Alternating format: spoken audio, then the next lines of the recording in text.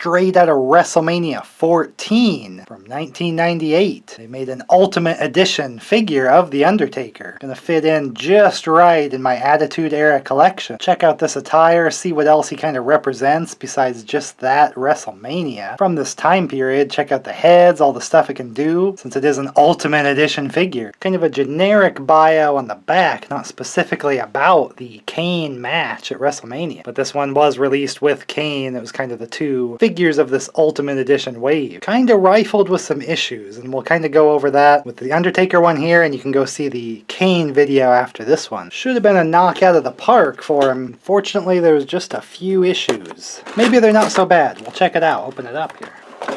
Whoosh. The issues I'm talking about is probably these alternate heads.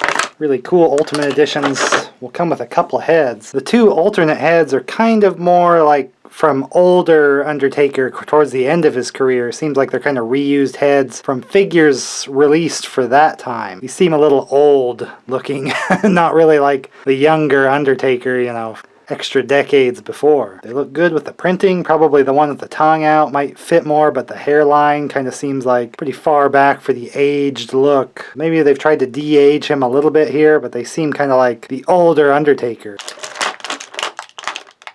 as opposed to the head that comes on the figure normally, although it does have a big kind of hair thing, but you can see like the hairline at the top. Just kind of generally seems more fitting for this time period, but the hair is all swung forward. So it's kind of a weird head with the hair situation. But the hair goes a long way in looking like the correct time period. As we can kind of see here, a lot of it swept back behind him, but I don't know, it just kind of looks older Taker to me here. You can kind of see the face difference. I don't know, let me know what you think, but I feel like this one really fits the time frame that the figure's supposed to be. Seems like a very old Taker here. On the figure again, the attire seems to be straight out of WrestleMania 14 when he fought Kane for the first time. This part is kind of its own piece, his like upper vest piece. But nothing's going to hinder the movement. It's still got the Ultimate Edition torso bit. And he does have the ultimate kind of extra inside here, the butterfly joint. So it might block that a little bit, just not the torso. I think you're still getting some turn here. You can still lay in those soup bone punches.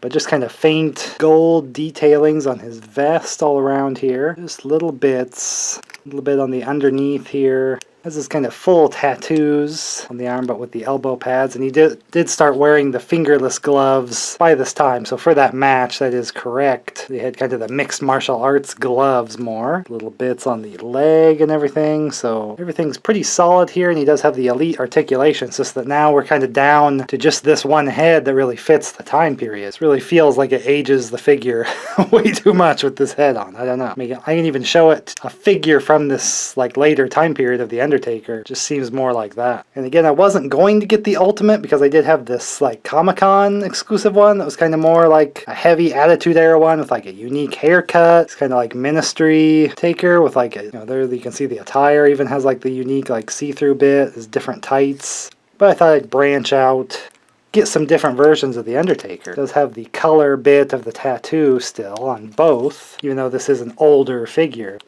But then we can even see, you know, the facial printing on the Ultimate Edition versus just the smootherness of this older Elite figure. So a bonus there, but you're kind of only getting one good head that way. Of course, we have the alternate hands. We have like open hands. Well, we even have the thumb, so you can kind of do the cutthroat taunt. Decent option with the hands, different like chokeslam hands or getting ready for a chokeslam, things like that.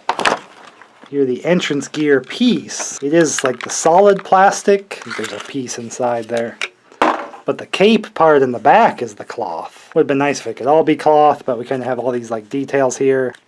But it has this entrance vest. This is definitely the specific one for WrestleMania 14. Fairly easy to get on since it is a sleeveless, and then that lets the arms still be able to move. Getting these tabs lined up a little difficult there, but once you get them lined up, it does have the high collar in the back. Seems to be the right height that you can really see it from the front as well. So I didn't know it was cloth in the back, so that's kind of cool, but the majority of it is this kind of harder plastic. It's not really movable, but you know, when you have him in the entrance gear, it's just kind of going to be kind of stiff and unmovable anyway. So representing that match, which was kind of a big deal for me, is kind of close to the time I was getting into wrestling. So I pretty much always knew Kane alongside the Undertaker. So this was a huge match when they finally led into a fight with each other. This attire of Undertaker would also be pretty good for just like him winning the tag team titles with Stone Cold, just from all the main event shenanigans that those tag titles got involved in. It'd be kind of a similar attire from that period, so it covers more than just the WrestleMania appearance. Luckily, pretty good for the Attitude Era look. Be one of the attires in like the WrestleMania 2000 game, although that had other attires with like ministries, and also he kind of missed WrestleMania 2000 due to injury by then anyway. So body and look, everything's pretty great, including the entrance gear. It's just that for Ultimate Edition, it's kind of one head that's really fitting, and the others seem to be borrowed from other figures from later in his career. But I'm pretty happy with the pieces that I like, that are the head it comes with on the body and the entrance gear and everything. All the great alternate hands for all those extra gestures if you'd want to have him doing any of those, or they're swappable with a lot of other Undertaker figures if you don't have like the cutthroat taunting hand. Not one that I've seen come with a lot of Undertaker figures that I have anyway. Just remember, older elites, you'll have to kind of heat them up to switch the hands, because only later figures were really meant for the swapping out, but older figures, they didn't have that feature. They come out, they just don't come out like you need to heat them up or else they could break. And the heads as well, if you wanted to kind of swap some heads around. So I got the opportunity to get this. I wasn't gonna get a bunch of versions of a lot of the main event of the Attitude Era, but it is pretty cool getting a lot of their famous appearances this way. So happy to add this classic Attitude Era Undertaker. And I open all my other Mattel Elite figures and stuff of this kind of time period. Attitude Era WWF and even WCW. That's a time period you're interested in learning about and seeing figures of. Definitely want to stick around and check out the next video here. Hopefully I'll see you in the next video. Bong!